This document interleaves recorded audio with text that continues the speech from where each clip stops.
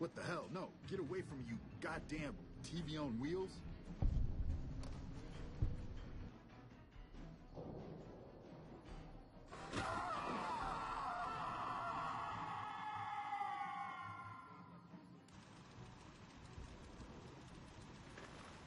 You did a super job wrapping things up, and I'm not just saying that because I have to. I didn't want to make a big deal about this until after we won, but, well, I found some code snippets in one of Mr. House's databanks that will let me, reprogram my personality to be a little more assertive, basically. So that's what I'm going to be doing, and it's going to take me a while, so it'll seem like I'm offline. But don't worry, everything will be okay. I've updated the Securitron's targeting parameters, so they know what to do. Vegas will be protected. So that's where I'll be, off making a few changes. And I guess I'll see you around. We accomplished a lot together. It was fun. Take care.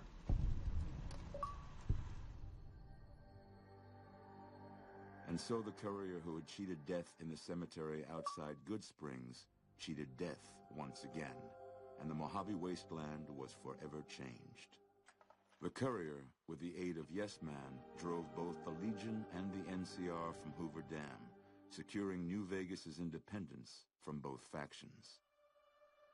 With Mr. House out of the picture, part of the Securitron army was diverted to the Strip to keep order. Any chaos on the streets was ended. Quickly.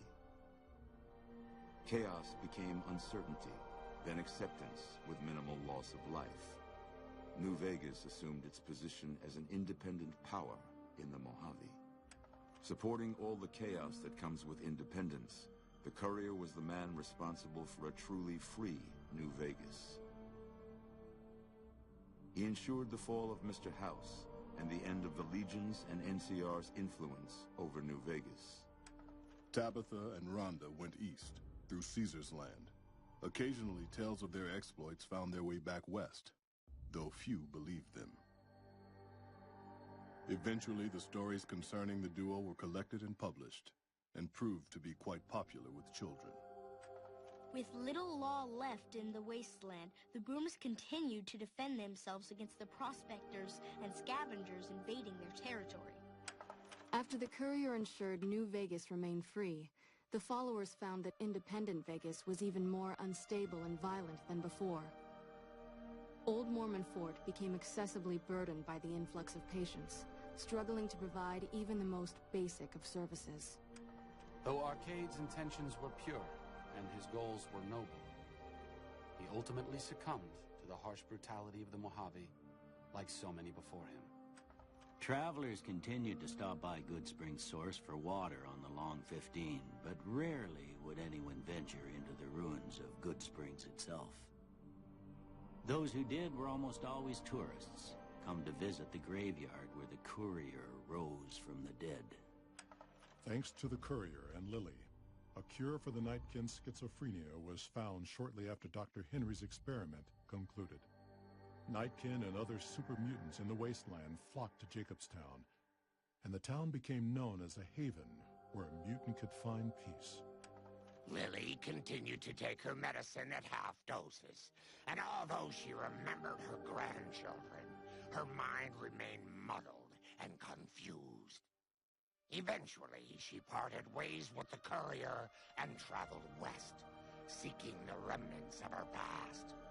With the king dead and most of their gang slain by the courier, the remaining kings fled the area, never to be heard from again. While the destruction of the Repcon rockets appeared to be a boon to the salvagers of Novak, the benefit would never be realized. Radioactive fuel from the wrecked ships seeped out and contaminated the area. Salvagers were forced to move on, and the town was abandoned. The NCR, battered by the loss of the dam, were unable to devote any troops to retaking the correctional facility from the Powder Gangers.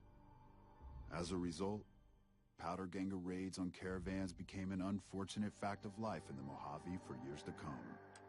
With Cook dead, the Powder Gangers at Vault 19 fell apart. Those who weren't destroyed by the courier fled into the hills or attempted to work their way back through the Mojave wasteland. Few survived. Prim Slim proves to be an able-minded, if not able-bodied, sheriff for Prim. And due to his slow speed, some crooks get away without a scratch. But Prim continues to prosper under his watchful, robotic eye.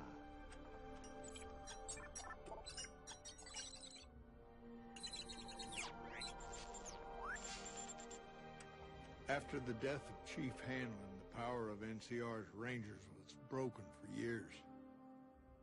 Their organization, so reliant on the wisdom and guidance of its elder members, became a shadow of what it once was to people across the wasteland. After their bold arrival at Hoover Dam, the remnants disappeared as quickly as they came. Legends of their power spread throughout the Southwest, a reminder of why people once feared the sight of vertibirds in the sky. And so the Courier's Road came to an end, for now. In the new world of the Mojave Wasteland, fighting continued, blood was spilled, and many lived and died just as they had in the old world. Because war never changes.